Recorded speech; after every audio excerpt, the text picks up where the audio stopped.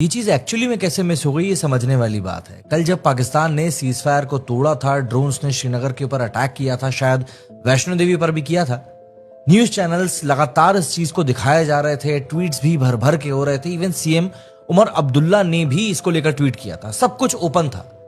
लेकिन उसके बाद अचानक से खामोशी सी आ गई, न्यूज गायब हो गई, ट्वीट्स डिलीट हो गए। आर्मी ने कहा कि कुछ भी नहीं हुआ है। एमईए का प्रेस ब्रीफिंग भी काफी ज्यादा सॉफ्ट था, अजीब सा था, कहीं ना कहीं कुछ फिशी सा था।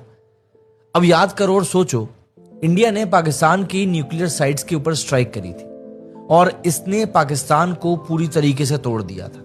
उनके अंदर कुछ ना कुछ तो बहुत गंदा टूटा था, इसीलिए तो वो पागल हो गए थे और इसीलिए उन्होंने सीज फायर के लिए एक्सेप्टेंस भी दी और अपने बाप यूएस के पास जाकर गिड़गिड़ाया भी कि हमको इंडिया से बचा लो। लेकिन ये सब कुछ शांति के लिए नहीं था।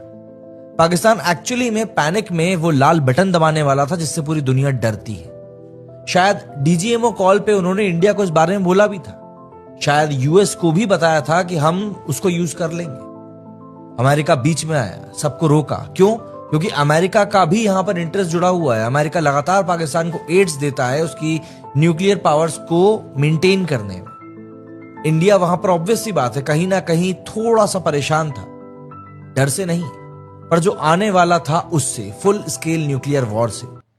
इसीलिए सब कुछ कहीं ना कहीं उसी पॉइंट ऑफ टाइम पर रोक दिया गया, क्योंकि अगर दुनिया को पता चलता कि हम लोग एक न्यूक्लियर वॉर के कितने करीब थे तो ग्लोबल पैनिक शुरू हो जाता। और यहां पर एक और बात है कि पाकिस्तान में पिछले कुछ महीनों से लगातार सेम मैग्नीट्यूड के 4.0 मैग्नीट्यूड के लगातार एक ही पैटर्न के एक ही एरिया में अर्थक्वेक्स रिपोर्ट किए जा रहे हैं।